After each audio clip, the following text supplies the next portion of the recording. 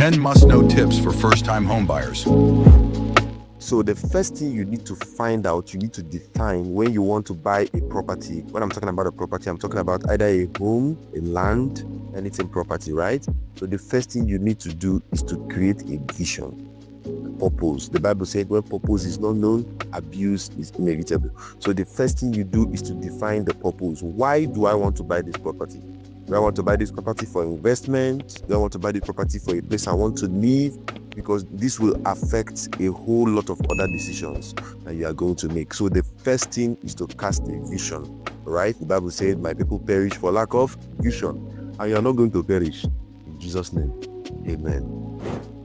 So when you've factored out the goal, the purpose, which is the vision, then the next thing you are going to be talking about or you're going to be considering is the budget. So this is where you add the pro for the vision, right? The pro. So the first one is the vision. The second one is the provision, which is the budget. So how much am I willing to spend on this investment? Am I willing to spend up to 50 million? Am I willing to spend up to 3 million? Am I willing to spend up to $1 million? You have to define how much I am willing to spend or how much you are willing to spend on this investment. Now, here is one mistake that people normally make when they are investing in a property. For example, let's say you want to buy a home for 200 million. They only budget the cost of that home, which is 200 million, forgetting that there are other costs that will be incurred in that process. For example, talk about documentation, talk about agency, we talk about legal fees that you have to pay your lawyer and all that. And then you talk about estate service charge, for example, so that you not go and get yourself into an estate where you cannot pay the service charge. Then you also talk about things like change of ownership, right? Some estates charge as high as 5%. When I heard it shook me, so they charge you as high as 5% to change the ownership of that particular property from the previous owner's name to your own name. 5%. So meaning if you bought this property for ₦1 billion, you are going to be paying 50 million just to get your name changed. So these are the things you have to put into consideration, and then of course also budget into your expenses. So when you factor out the vision, when you factor out the provision, then you have to look at the location, right? Vision, provision, location. So under location, you have to ask yourself, where can this 50 million get me a property? Where can this 200 million get me a property? A lot of people hit the rock, spend a lot of money scouting for properties when maybe their budget is 200 million and he wants to get a 5-bedroom fully detached duplex in Maitama with 200 million. You and I know, haba. You and I know that it will not work, right? So in this case, this is where you now start cutting your coats or your suits or your trouser or your pants according to your size, right? Yes, so that you will not go and hop on something that you cannot afford, right? So Abuja is priced by location, right?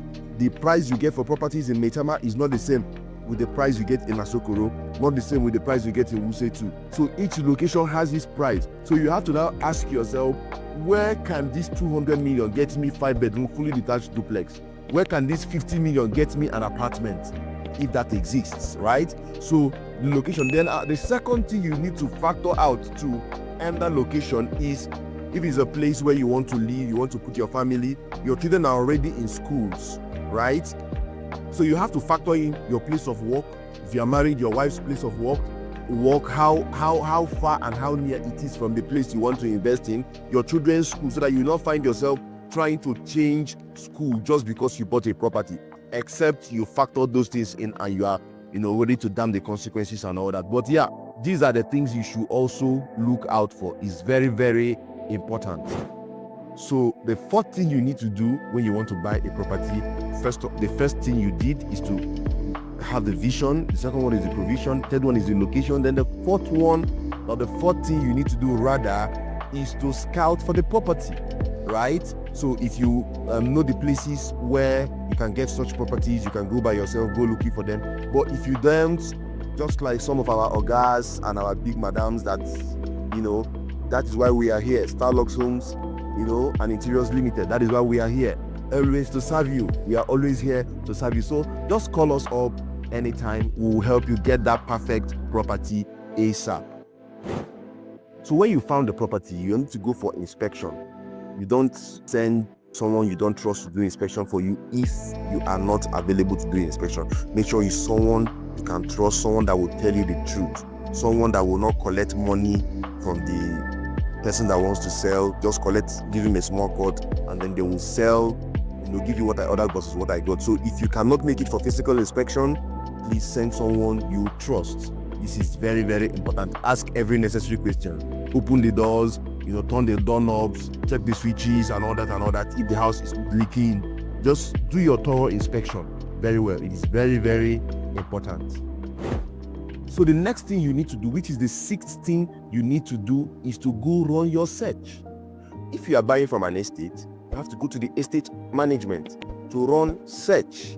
There are two types of search you can run. We have window search and we have legal search. So some people that want to close the deal immediately, most of the time they do window search. So what is window search? Window search is if you have someone that has inside information, you give them the file number, you tell the person, please go help me check out whether this particular property is owned by this person, the things there and all that. Then the person will come and tell you the information. The good side of which is that it can be done ASAP, as soon as possible. You come there, the person will check. If you have the right contact, he will check and get back to you. But the bad side of it is that the person can be compromised, right? The person can be compromised, and then the company or the estate will not be held liable. So I always advise people to do legal search. What is legal search? Where you formally write to the estate or to agents or whatever, I want to do a particular search on this particular property. There is a little fee that you will pay and all that. Then they will run the search, and then they will give you a search report legally documented, because you will need these things so that if problem comes, for example, you go to an estate, you do a legal search, and then they give you a documentation that this property belongs to Mr. A, and then based on that legal search report that they gave you, you went ahead and you purchased that property. Tomorrow, if they now come and start saying that property does not belong to Mr. A, that it belongs to Mr. B, they will be held accountable, right? Because they gave you a legal document. So in the court of law, it will be seen as if they deceived you. So they will have to pay for whatever damages that you are going to be facing, right? So the seventh thing you need to do is to look out for the titles of the land or the particular property that you're about to buy. Does it have a C of O, certificate of occupancy? Does it have an R of O? If it's a land, does it have letter of intent from FCDA? Is it approved and all that?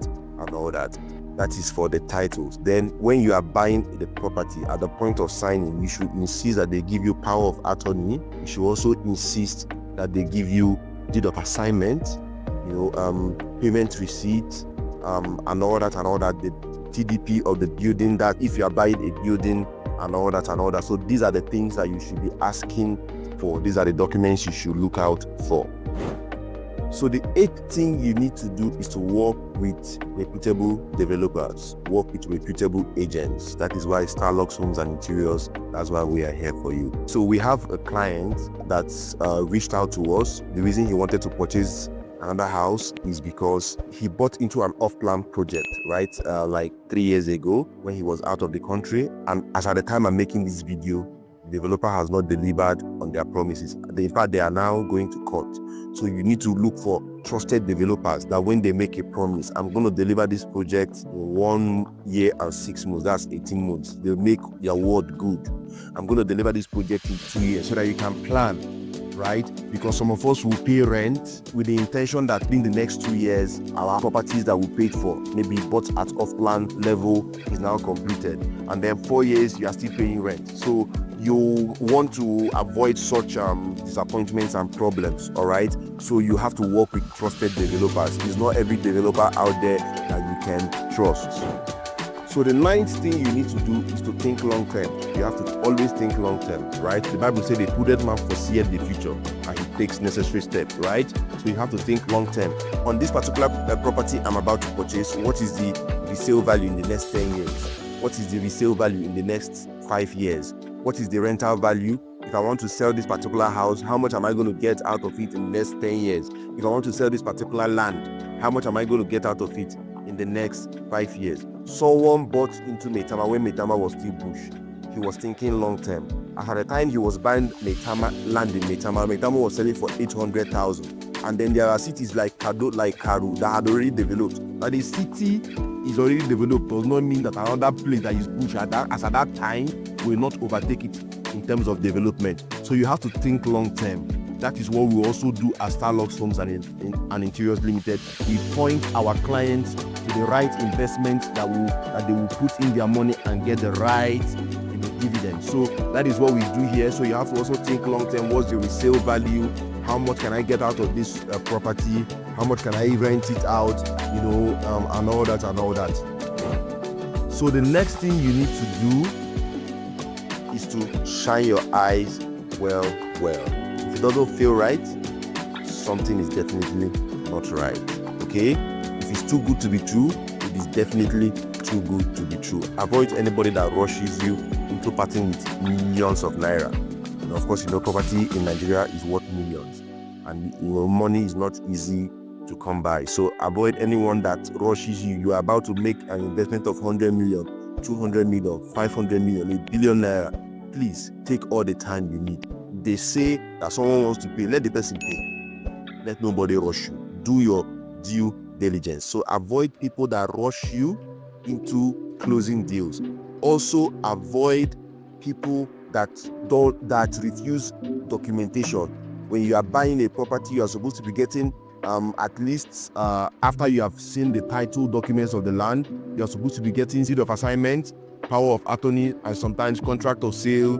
And they are supposed to give you receipts, acknowledging that they have received so and so amounts from you. And then also make sure that your account you are paying the money into is a name on the title of that document. Please, these are the things you need to look out for. Don't forget, if it is too good to be true, definitely it is too good to be true. So the 11th thing you need to do when you want to buy a piece of property is to hit the subscribe button under this video right now and turn off the bell notification button so that when we drop informative videos on investment like this, you will be the first to know. And then do well to send this video, share it with your friends, your family, and your loved ones, and anyone that you wouldn't want to see scammed. All right, I'll see you on the next one. Until then, stay safe and stay hydrated. Cheers.